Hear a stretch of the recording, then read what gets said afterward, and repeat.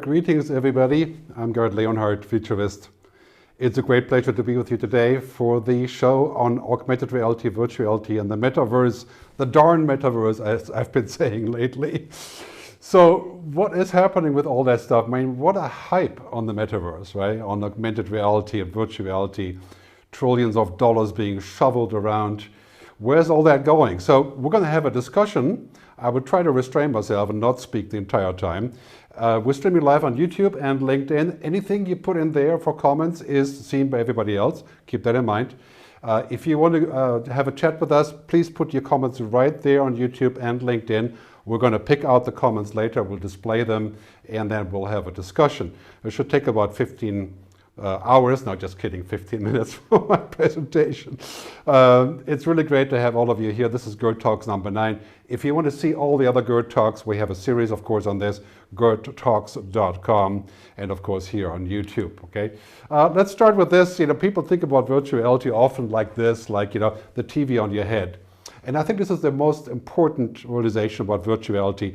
As long as we have to have a box on our head, I think we're not going to get very far with this concept. And as long as that box costs $1,000 or even $300, and I need a 1 gigabyte connection, we're quite in limited turf here, right? So let's think about the metaverse and virtuality not just based on the virtuality headset, but in a larger way. I think the most exciting thing about virtuality is this. I can be somewhere else, right? I can be somebody else. I can literally virtually change and learn how to fly and be in different places. I think it's very exciting. A big chunk of science fiction history here, right? Of course. I often talk about virtuality. And I think when we talk about virtuality, the definition of that is sort of existing in the mind only, a product of imagination, and the opposite of reality, right? A manufactured, self-designed, simulated experience. I think that's going to be really interesting to see what happens here. The main danger, of course, is that we may escape into this virtual reality and never come back. It's one thing if we do that for gaming or watching a movie, which is a form of escapism. But imagine if we lived there. And this is kind of what the proponents of the metaverse, starting with Zurk, which I'll comment on, my favorite comment on Zurk and his mastery later on. But this is what things that we keep hearing about the metaverse, right? I think it's really about two things: virtual reality and augmented reality, mixed reality. Microsoft HoloLens comes to mind, right? This kind of concept of having information on your eyeglasses, I find that to be very interesting, and also, to be sure, socially disruptive. But maybe this is primarily a business tool. And I've been thinking that a lot about that lately. I mean, if you're a doctor or a dentist or a lawyer or law enforcement, right? Yeah. So is this a good thing for humans to have this? Is it superpower, right? Or is it primarily mostly business to business? But, Apple is coming out with augmented reality glasses, and I think we can expect them to be pretty cool. Personally, of course, I'm an Apple fan, but I'm going to watch this with a little bit of distance if I can. My Apple Watches really haven't come to fruition to a large degree. I haven't used them. But, this little clip here from the future of augmented reality on YouTube shows kind of the use cases here. And I think that's going to be extremely powerful. In fact, it may just be too powerful in the sense of, once you get to do this, would you want to go back to your boring reality without being augmented? Of course, the same could be said about the mobile phone or the television, but this is different, right? This is much more exponentially powerful. And I think the really important thing about what we're seeing about the metaverse of virtual reality is those 5 points here, right? Real-time 3D, immersive reality, and of course, spatial audio. I mean, this is the big deal, right? Spatial audio, if you're a musician like me, you want audio to come from the sides, not just from the front. And of course, all that stuff, including the idea of built-in crypto commerce and NFTs, that's an explosive mix. But it's also a tall order in terms of technology. So I wouldn't be so sure that we're going to fulfill that anytime soon, especially in India or Brazil or Indonesia, where their infrastructure really isn't ready for 5G throughput of that sort. The CEO and the CIO of Intel said the other day, we need 1,000x computing power to make this happen. So right now, this is still very much sort of a construct, and a great graph here from Gardner about the elements of a metaverse. Basically, on the one hand, digital currency, marketplace, non-fungible tokens, infrastructure, gaming, and on the other hand, business model, concerts, social, entertainment events. Yeah, I think powerful stuff. Will it change the world and create a new creator economy? I kind of doubt it. I think it'll be the same for creators pretty much as it was all along, which is that it's a tough gig. But the elements of a metaverse have to be understood to value the input. Let's go back a little bit in time. This is obviously The Sims, for quite, 20 years ago, and Second Life also 20 years ago, and still going. And check out Second Life today. It's actually still very much popping. And this is Minecraft, the game, which has been a metaverse to a large degree. The Roblox, this is Jennifer, what's her name? Britney Spears, yes, on Roblox. I'm not very up on pop stars, I have to admit. And of course the Gucci Roblox metaverse for buying a fake or a artificial virtual bag. Horizon Workrooms for collaboration, very powerful stuff, I think, for better calls in the future. And of course Microsoft Teams and Microsoft Mesh. But I think really the most important part of our future is that our dogs can finally be in virtual reality. I think that's going to be really important. Just kidding. Just figured I would throw that in there. But now we have companies already looking at things like being able to have the smell in the metaverse, right? To actually smell things. And I think this is mind-boggling concept. And the possibility of a virtual kiss using a sort of tactile interface, right? I mean, we're getting out there, right? But it's everywhere, and I think the use cases are really quite obvious, as we're looking at what is possible there. Meetings, training, event, learning, R&D, manufacturing, digital twins. The professionals in the gold collar, I learned that term yesterday. I love that term, gold collar. You're making a mint, right? Gold collar, doctors, lawyers, maybe law enforcement. They're not making a mint, but definitely in the collars. Sports, media, and entertainment, obvious, right? Like soccer, football. I mean, this is interesting to be immersed in there. Again, the question I have, the main question is like, is it going to be good for us to immerse that deeply? And is it going to construct another digital divide? People can't participate. And shopping and e-commerce, I don't quite see it as strong as other people do. I think that is, having a nice website with a holographic pop-out, I can see that, right? Is it going to be a big thing where I buy non-fungible tokens to buy e-commerce with? I don't know. Maybe in Las Vegas you would. Here in Switzerland, I kind of doubt it. I see great use cases here for virtual design and of course for digital twins and manufacturing. So you can observe that I see the first Metaverse Fashion Week, which was just a few weeks ago, where you had encampments like Tommy Hilfiger showing virtual shopping, really interesting stuff, but obviously mostly about leadership. Barbados has an embassy that they're building in the metaverse. So I don't know what's that going to be. I guess you're going to be able to chill in the metaverse on the Barbados before you actually go there. And of course, the Barcelona Football Club is getting into NFTs and creating a virtual environment. Now we have somebody saying here at the FT that football's ultimate future is in the metaverse. Well, that's typical hype language here. The reality of football and soccer is to actually go there and sweat it out, right? But anyway, it's an interesting scenario where this is going. And of course, this one, again, I think it's Facebook Horizons using augmented reality with holograms that are popping out from your desktop, and the mix of those things. The mixed reality to me is a very, very powerful scenario that I can see that becoming ultimately very, very powerful, replacing screens around. All right. Yeah. And it's a good thing to enjoy. World Beyond. What do you think of the pastor, Mark? It's great. I want to share a little about Project Cambria, the code name for our high-end VR headset that's coming out later this year. Now, I'm not going to show you the headset yet, but you're looking at an experience called the World Beyond. For very long. I think the next one is much more important. But Project Cambria, that's what he's talking about, is the idea of virtual reality, but with a lesser involved headset, using mostly augmented reality and holographic displays. Powerful stuff. I love this one from Google I/O, showing translation in your augmented reality glasses, right? Just play that trailer again. You should be seeing what I'm saying, just transcribed for you in real time, kind of like subtitles for the world. Now imagine that would be extremely powerful. The main problem here is of course not so much the glasses, which Yeah, it's complicated, but it can be done. It's the actual translation, right?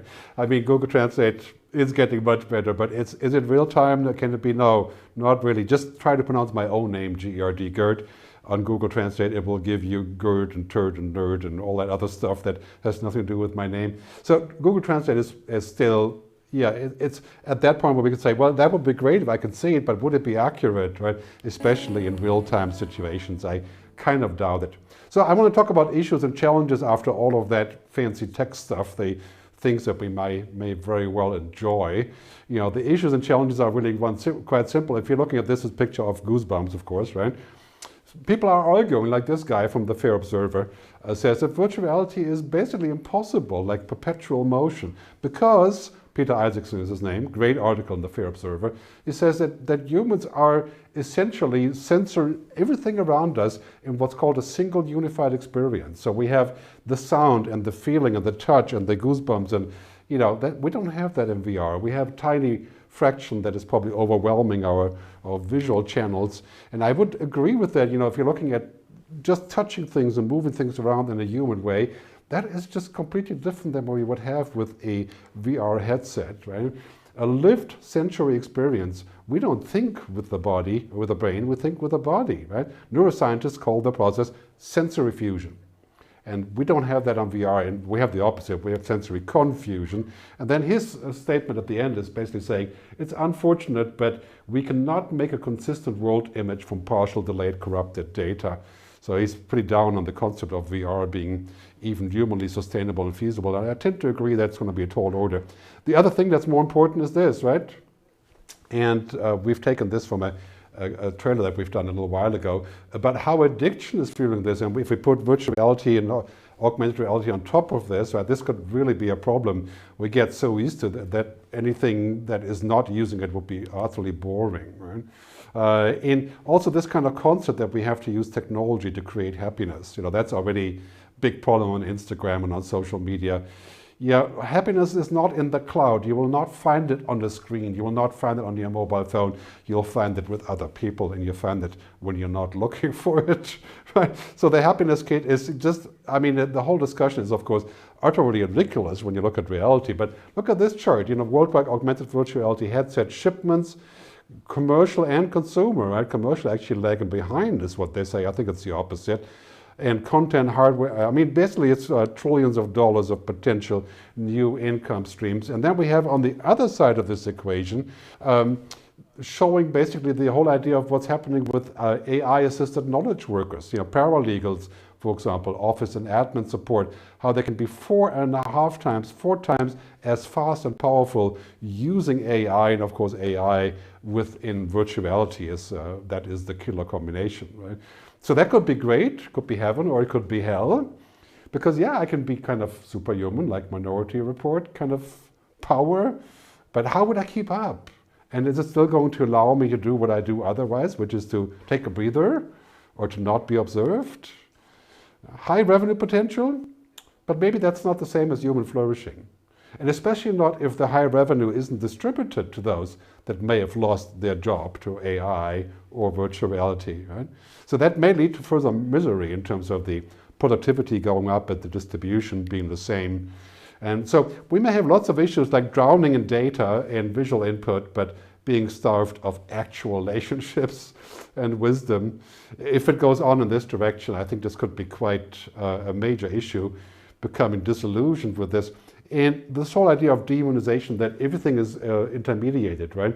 You can't make a date without looking them up online. It's kind of a reductionism and abdication, you know. And I think for that, we're going to need some protection here, you know, to figure out. I mean, imagine this goes the way of the mobile device, yeah, and it goes totally out, basically out there, right?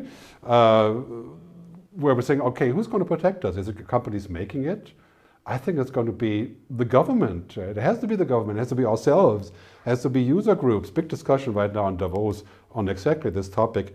I'll talk about that in a second. But imagine this issue, like what we have on social media. We have a filter bubble. Imagine this issue going times 1,000. You know, your reality is being filtered, and you're right inside of it. And who's going to protect us from that? And what are the standards? Are we going to trust Nook in there? Basically data mining and privacy has already gone rampant on the internet and social media. And we're going to have that times 1000x in the virtual world. I think that's not a good future that I would be looking forward to. And clearly, as Zook keeps telling us what his intent is with all that stuff, right? It's about a time when immersive digital worlds, put the S there, become the primary way we'll live our lives. Now that is just so utterly ridiculous, Mark. I have to tell you, that's really not a good idea. The primary way we live our lives, right? I mean, yeah, you can go fencing with your buddies in virtual reality. That is amazing, but there are people that have other concerns, which is to live in real life. I always say it's about living our actual lives to the fullest extent possible and supporting this effort with amazing tools and technologies. Awesome humans on top of amazing technologies. This kind of idea of education and learning through enhancement, that's one thing, but to actually live there, that strikes me as a rather poor battle plan for the future. So that brings me to the pyramid of work, right? I mean, real human work happens in so many ways that is outside of machine development. So we're looking at what machines are currently doing, machine learning, of course, deep learning. We can safely say the lower part of this pyramid, like Maslow, is a kind of machine turf, right? Intellectual knowledge, data, and information. Machines are starting to get it. And if we want to be somewhere and do work in the future, our job is to be human, as I keep saying in most of my speeches. All of those things on the top, right, that is the meat space. Right? You know what the meat space, that's me and you, real life, right? Actual people, the meat space. I love that word, right? Purpose, wisdom, understanding, that's something machines can't do. And I think this would suffer in virtuality. Because we're thinking that this is the real thing, but it's actually machine turf. And if social media is one indication and then virtuality would be 1,000 times as bad, I think then I would be very careful to figure out where it's going, if we can actually make something with this, or what exactly it's going to do for us. So in many ways, augmented reality, virtuality may be a little bit like bicycles for the mind, but bullets for the soul. And how do we avoid that? I mean, it's coming. We're going to use it. We want to be superhuman, all of us, in some way. We want to be faster, better. Right? How do we find the balance? And that balance is going to be the question of why. Right? And how far should it go? And who's going to protect our humanity, our inefficiency, our non-performance? Right? So I'm afraid that the metaverse could turn the potential, what I call the meta-perverse, and I have a new website, the metaperverse.com, a small one. You'll find out more about that, right? And you'll also get connected on my newsletter if you want to find out more about that. So the meta-perverse, that is a real concern. It's like a perversion of what we had intended to do in the future. And that could very easily grow. So that's my take on augmented reality, virtual reality. I think let's go for it, let's embrace it, but let's not become technology, because when we become technology, we become a commodity, right? We become an earpiece, we become technical process, and we lose everything that makes us human. So that was my short thing. Actually, I think I did pretty good on the timing here. You have to applaud me for that, I suppose, right? But anyway, since you're watching it out there, and I want to see your comments. Let's see what we have here to see what kind of comments we have. Great. So we're going to bring in some comments here. Okay. So Murat, I'm going to bring you in here, okay? Murat, which metaverse platform is leading? How to combine the different platforms? Well, I think, frankly, the concept of the metaverse being compatible with other metaverses and environments, I think that's a pipe dream. We haven't seen that in technology except for 5G standards, telecom standards. That's not going to happen. I think the compatibility is a major issue. I mean, you would never see competing platforms like Facebook and TikTok, agreeing on a joint platform there. I think really there's a lot of interesting developments in that whole issue area of what I call virtuality. And that, to me, is the most important part. Virtuality meaning everything augmented, mixed, virtual, holograms. Very, very interesting turf. I think there we have leaders like Microsoft HoloLens, which I think it's a great thing, way too expensive. Right? Facebook, I wouldn't trust them, so I'm not going to say bad things about Facebook anymore, but that to me is just a no-go. The fact that Mark wanted to switch the company from Facebook to Meta is sort of a last exit scenario in my view. We have lots of interesting stuff happening from NVIDIA, working with IBM and car manufacturers for digital twins, very powerful things. We have stuff coming from Sony for virtual entertainment, VR metaverses for football, for games. I mean, all that stuff to me is a lot more real than the idea of living in a virtual world just because it can be monetized. Yeah? Well, thank you very much for your question. So we have a comment here from Joyce. Let me see what we got here. Yeah, okay, here, great question. Marcus Parade. Okay, thank you, Marcus. Sorry, I have to look down there to actually see that. I'm going to have to fix that. But do I see exhibitions in the metaverse? Absolutely. I think, again, keep in mind that what we do in virtual environments is a simulation of real life. So it is kind of like dating. You know, we can do online dating. We can find the perfect match, so to speak. Not that I would do that. I've been married twice. I'm still married, but so I'm not doing that. But basically, as we're doing online dating, we can find the perfect match. But after 20 seconds of a real life meeting, we just know the reality, right? And it doesn't make online dating bad. It's just a process of the next step. And I think exhibitions in the metaverse will be exactly like this. I'm going to be able to go through the exhibit hall and look at giant machines that would be too expensive for me to travel and to look at it. And then when I have an opportunity, I will actually see it. I will talk to actual people. So I think that is a lot like virtual conferencing and events. That's kind of heating us up for the real event, you know, which hopefully will have to be much better than before. The bar has gone up, right? I mean, the bar for actual events is going up. Are we going to live in a world that is completely hybrid? Yes, absolutely. 9 billion people will be on the internet in 2030.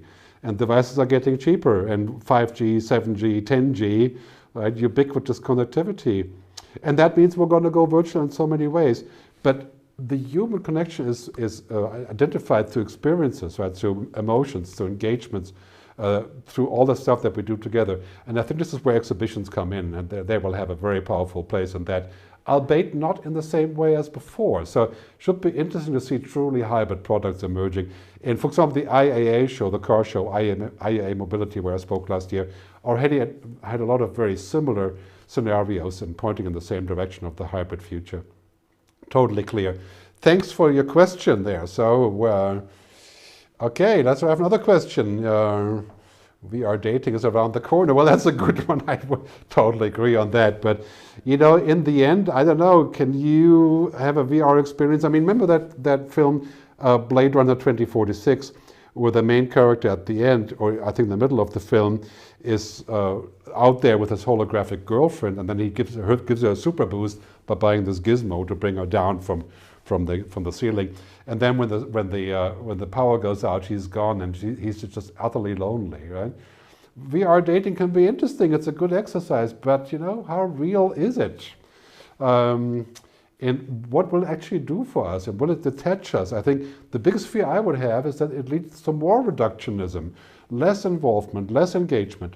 Watch the clip from Salesforce from, I think this was the Super Bowl commercial, right? Where it's a great commercial that talks about some companies want us to disengage and to escape, and they say we should engage. And I think that is just so true, especially if you're in marketing or sales or your company has a big brand. It's about engagement. Can we find that here? Maybe it's a stepping stone, I don't know, but I'm kind of hesitant to look at this as the biggest thing. Right? Okay, Aravinda, I'm going to put you up here. Okay, Aravinda Loshan, is there any possibility augmented reality hardware, which is socially acceptable, be a reality with the use of silicon electronic? Totally. But like I said before, you know, we can project things on our glasses, but the question is, what is in it?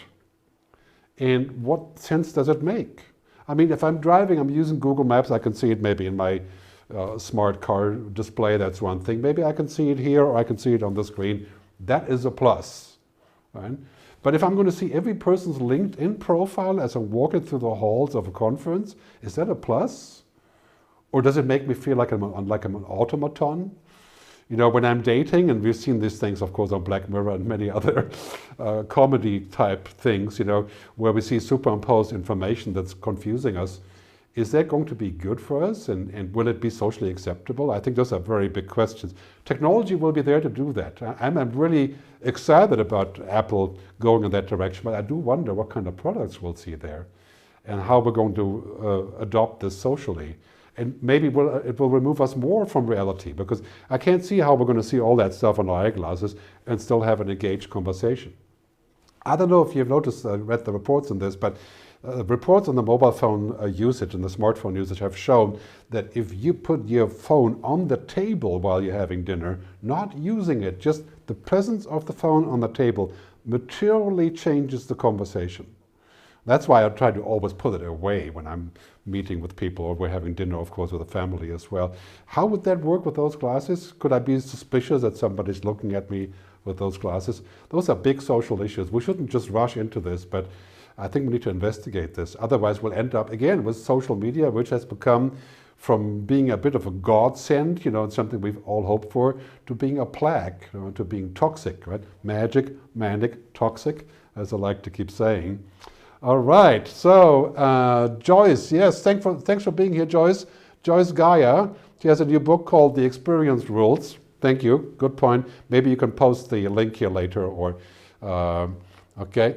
So Joyce saying there's no, okay, let me hide this other one. There's no substitute for two human beings being in the same physical space. And I think that is just so true. And we should also not forget that this is who we are until we change who we are, which some people want. You know, singularity, transhumanism kind of concept. We do away with that unnecessary stuff so we can just be our intelligence in a dish. You know, I think that would be not human. I'd rather not do that. So, very good point, Joyce. Thanks very much. Okay, we're having another comment here. Let me just hide this other one here. Nadia Mandel. Can I bring this here? We're building a digital fashion platform. Okay, I'm going to show this. Okay, yeah. In the Metaverse, excited to see digital fashion and brands expanding. Do I have any opinions on digital fashion wearables? Well, you know, I think it's a little bit like if you go into the gaming universe and you become a gamer that is really, I've never done that deep, but if you're a gamer that's really inside of the gaming thing, this is completely obvious to you. Right? You're living inside of there, this is your experience, people are real, and this is of course also the problem. Right? This is why addiction is such a big problem. But fashion, I think this could be amazing to try out things. And would I buy things there? I think I would buy physical things that I have tried on that look good, that if they were done cleverly. I'm a big fan of the Icebreaker brand, for example. So if I try that on virtually, then I could maybe buy some more. That would be great. Would I buy digital things? I probably wouldn't. You know, social commerce, also digital commerce and social spaces is big in China. Very big, billions in China. Would we do that here in Switzerland? I kind of doubt it. Would we do it in Canada? Maybe. It's a question of age. I don't know. It's very hard to say. I think fashion and the Metaverse is a very good match. I would not bet very much on people actually wearing this outfit to give me $5,000 for a virtual bag. That's not going to be a mass market. I think having enhanced websites, holograms, augmented reality, gamification, clearly that's the way to go. Again, the big question to me, is it going to be humanly worthwhile? Right? And is it going to be a good thing for us to have? So a lot of these things are ethical questions, clearly, to where we have to just answer and find out, you know, how that's going to fit with our brand and where that's going. Right? So, LinkedIn user, what are your thoughts on the Star Trek NG holodeck? That's a good one. You know I love Star Trek, the only positive science fiction story. Well, there are a few other ones, but very few. On that note, by the way, do not forget Kim Stanley Robinson and his latest book. Robinson, right? KSR, whatever, right? His book is called Ministry for the Future. And you should definitely take a look if you're thinking about all these things, pointing us into the right direction. But anyway, what do I think about that? Well, I think this is technology will be there. Can we humanly actually understand it? Will it confuse us? Will it kill us? You know, I was in Turkey 2 weeks ago, great event. You can see it on my YouTube channel. I talked about digital obesity, becoming digitally bloated, fat, overloaded, underloved.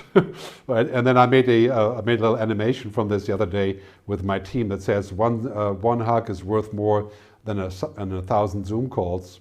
And this may be a little bit old-fashioned, but I think we're heading into a direction where that becomes a distinct possibility that this may threaten humanity in the sense of removing us from the flow of actual reality. So it's a big question I have there. You know, it's not like a black or white answer. I'm going to try everything. Right? Well, not everything, within reasons. Right? So, Joyce, thank you for the comment, Joyce. I'm going to bring this in here. I'm a role model. Well, okay, well, thank you. I'm trying my best. Thanks, Joyce. Thanks for being here today. Okay, so let's go to Alexandra Daders. Okay, people will buy everything in the metaverse like a second world.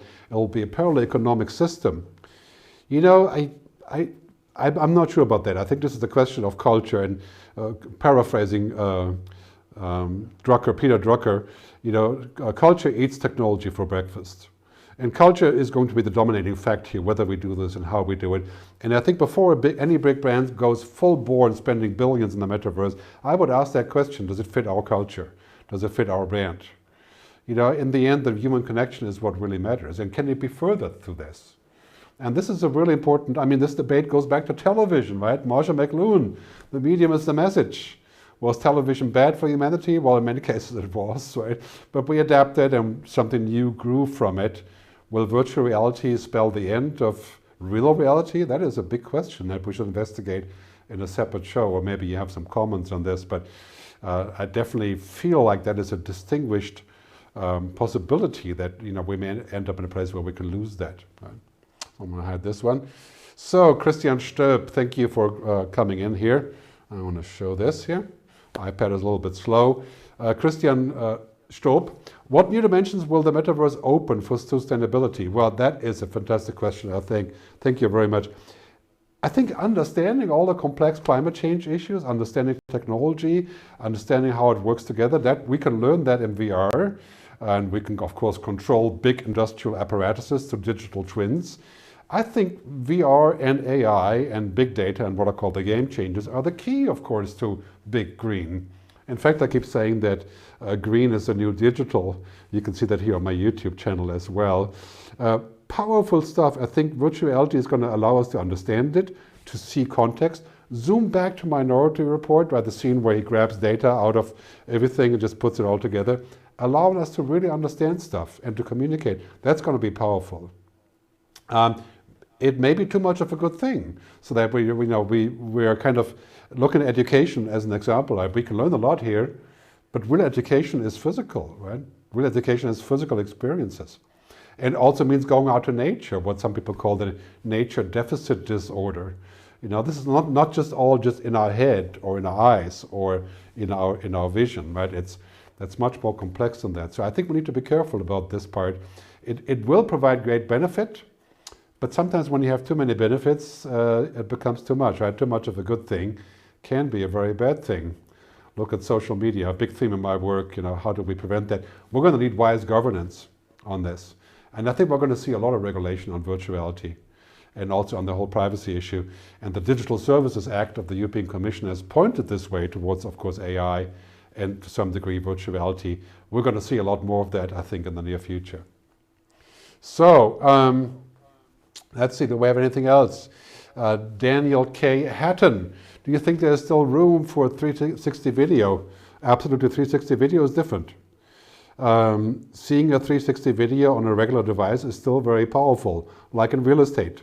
You know, I've looked at many houses that I was looking at, you know, through this sort of new way of doing things. And I think the interface of wearing this bucket, even if it's just glasses, you know, I think that is still not the natural interface. And you know, Elon Musk is promising us, of course, the brain-computer interface, the BCI, and the Neuralink that he's putting out there. And I think that idea is truly crazy. It's to put wires in our heads so we can communicate with computers.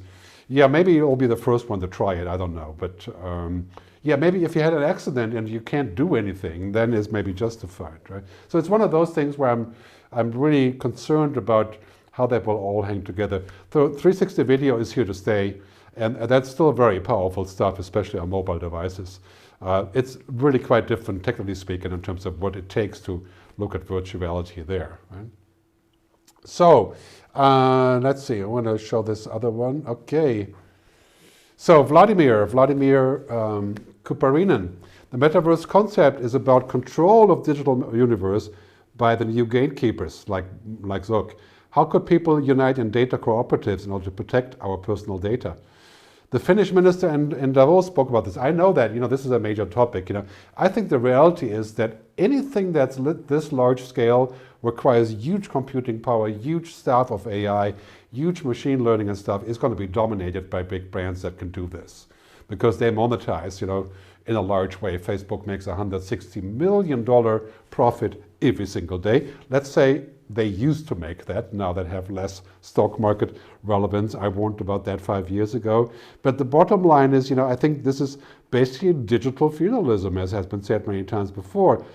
And the virtual reality and metaverse or any of those inventions isn't going to change that. To make that idea democratized, and just like the creator economy, requires policy approaches. Right? It doesn't require technology only. I always say in my keynotes, we will have all the tools, all the tech, all the science. I'm dead sure of that. But will we have the telos, the wisdom, the purpose, the collaboration? That's what it comes down to. I look forward to a future of virtual reality where that becomes a powerful tool for self-expression, for commerce, for the creator economy, for learning, but not a tool that removes me from myself or that substitutes me from actually being there in person. This is so important that we embrace technology, we don't become technology. Like I've been saying many times in my book, in the past, I'm going to bring in that graphic. You got to see that graphic because we have this fancy graphic. My book, Technology versus Humanity, has become something that is basically 6 years ago talked about all that stuff. So do take a good look at this if you enjoy reading a book. Okay. So Christian Stolp again. Are regulators ready for the metaverse? No. But regulators are getting a lot faster and picking up on stuff. And I think this is really a powerful development. I congratulate many regulators, especially in Europe, for being more on the ball. I said many times, politicians and leaders have to have a driver's license for the future, a future test, right? They have to be future ready. I think if we had a future test today in Switzerland, Germany, Austria, how many people would pass that? I'm not so sure. I think we do have some good people here in Switzerland that do that, including our Minister of Health, who's done great work in the COVID pandemic. Anyway, this is one of the things where we really have to teach people what that means before we go rush headlong into it. Technology is morally neutral until we use it, William Gibson, and that has been said so many more times about how exactly that could all hang together. We need to be sure that we understand it, right? Because now basically the future isn't about tomorrow anymore, as I keep saying. The future is here. The future is not just up there somewhere. We are creating the future every single day. Right? On that note, I wanted to mention, if you are not following me on Twitter yet, this is Gerd Leonhard, and of course my YouTube channel. You're on the YouTube channel probably, so be sure to subscribe. I'm collecting subscribers there. Do we have more questions? Let me have a quick look here. Otherwise, okay, here, Marcus Parade. Thank you, Marcus. Do you see digital encounters as having superior advantages in contrast to real meetings? That is a very interesting question. I think really what is happening here is that they are so different that they're hard to compare. When I meet a person in real life, it takes 20, 30 seconds to estimate the other person. We have an immediate connection. We're like-minded, soulmates or whatever you want to call it.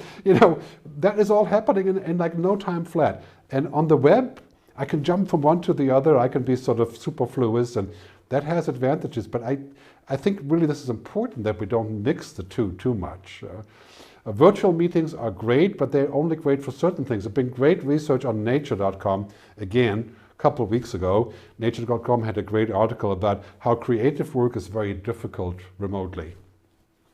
And I think anything that really matters in our future, I mean, we're going from abstraction to creation, right? From the atoms to the bits.